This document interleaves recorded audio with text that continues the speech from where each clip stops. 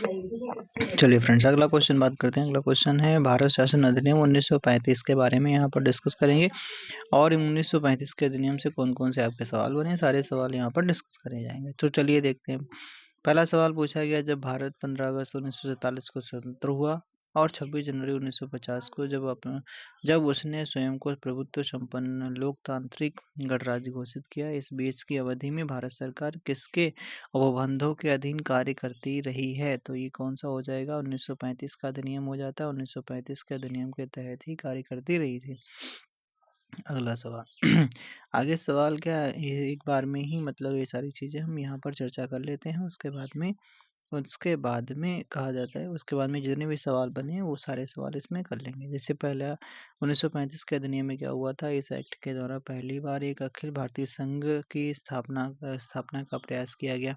पहला पॉइंट हो गया। दूसरे पॉइंट की बात करते हैं। इस अधिनियम के तहत केंद्र तथा प्रांतों के बीच 3 सूचियों, जो आपका संघ सूची, फिर राज्य सूची, समवर्ती सूची के आधार पर शक्तियों का बंटवारा किया गया और अवशिष्ट शक्तियां वायसराय को दी गई। वायसराय यानी गवर्नर जनरल को दे दी गई।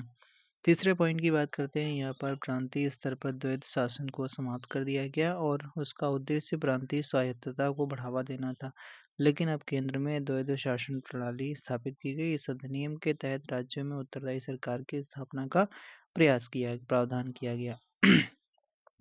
चौथा पॉइंट है यहाँ पर दलितों, महिलाओं और मजदूर वर्ग के लिए अलग से निर्वाचन की व्यवस्था, सांप्रदायिक प्रतिनिधित्व का विस्तार किया गया।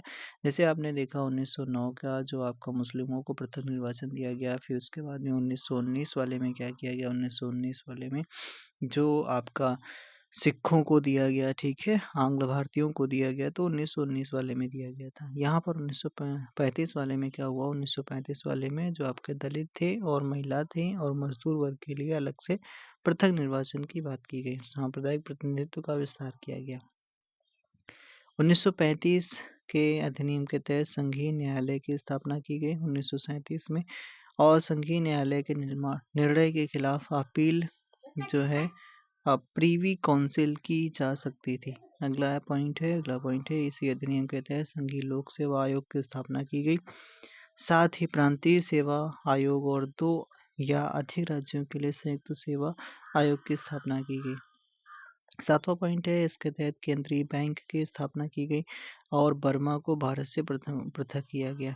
जो नहीं आरबीआई आप देखते हो, आरबीआई की स्थापना भारत शासन अधिनियम 1935 के ही तहत की गई। बर्मा को अलग किया गया 1935 के अधिनियम से ही अलग किया गया, 1937 में अलग किया गया था। अगला है 6 प्रांतों में द्विसदनीय व्यवस्था प्रारंभ की गई। बंगाल, बम्बई, मद्रास, बिहार, संयुक्त प्रांत एवं असम। कौन कौन से? बंगाल, बम्बई, मद्रास और बिहार, संयुक्त प्रांत और असम। अगला पॉइंट है, इस अधिनियम के अध्याय 5 में अपवर्जित क्षेत्र तथा आंशिक रूप से अपवर्जित क्षेत्र संबंधी प्रावधान किए गए। ध्यातव्य है कि आज़ादी के बाद भारत के संविधान के प्रवर्तन के बीच काल में भारत शासन अधिनियम 1935 उपबंधों के अधीन कार्य करती रही। यही तो अभी सवाल पूछा गया था, इसी पॉइंट से ही आपका सवाल था जो अभी कर रहे थे।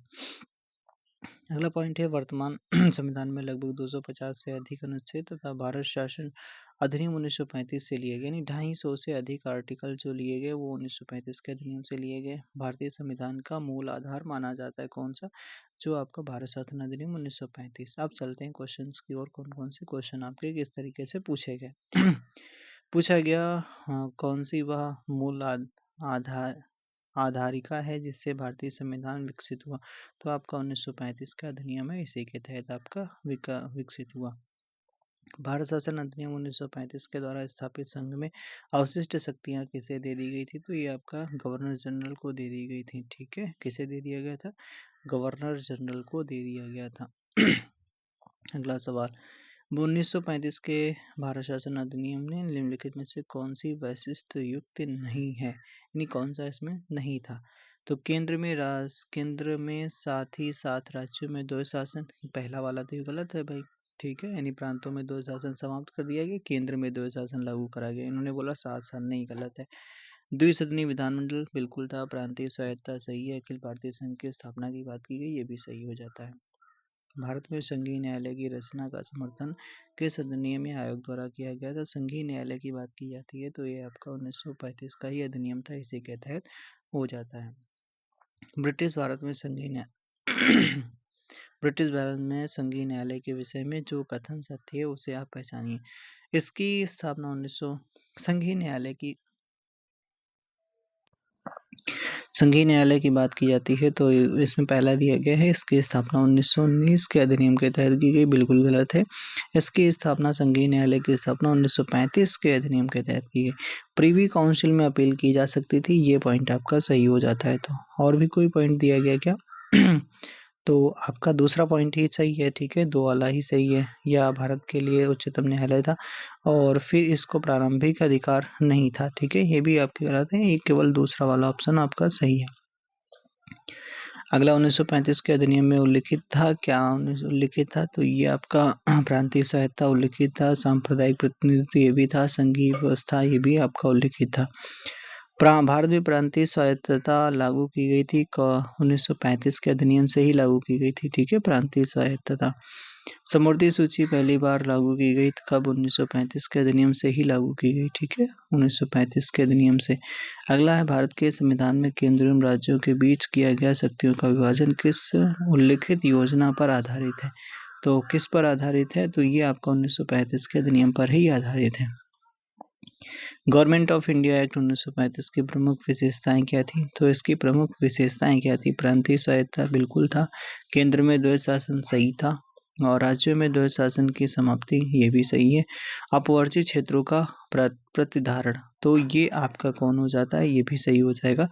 तीनों चारों पॉइंट आपके सही हो जाते हैं, ठीक है। अगले पॉइंट की ओर चलते हैं। अगला पॉइंट है भारत सरकार अधिनियम 1935 की विशेषता नहीं थी, कौन सी भैया? नहीं थी। तो देख लेते हैं। यह प्रांतीय स्वायत्ता के सूत्रपात का संकेतक था, सही है। या इस अधिनियम में अखिल भारतीय महासंघ का प्रावधान था, सही है। इसमें इसने प्रांतीय स्तर पर द्वैध शासन प्रणाली को समाप्त कर दिया था, सही है, क्योंकि केंद्र में द्वैध शासन लागू किया गया था। अगला है कि अवशिष्ट विषय प्रांतीय विधायिकाओं को आवंटित किए गए थे। प्रांतीय विधायकों को नहीं भाई, ये अवशिष्ट शक्तियां गवर्नर जनरल को दी गई थी, ठीक है। आगे बात करते हैं। अगला सवाल है किस एक अधिनियम ने भारत में संघीय शासन की व्यवस्था की थी? तो 1935 के अधिनियम से ही की गई थी। अगला सवाल निम्नलिखित में से किस अधिनियम ने केंद्र में द्वैध शासन प्रणाली को स्थापित किया था? केंद्र में स्थापित करने की बात आती है तो ये आपका 1935 का, प्रांतों में बात आती है तो 1919 का हो जाता है। किस अधिनियम के द्वारा अंग्रेजों ने अखिल भारतीय संघ प्रस्तावित किया था? ये 1935 का ही आपका जो अधिनियम था। बिल्कुल सेम सवाल वैसे ही पूछे जा रहे हैं, ठीक है। अगला सवाल क्या है?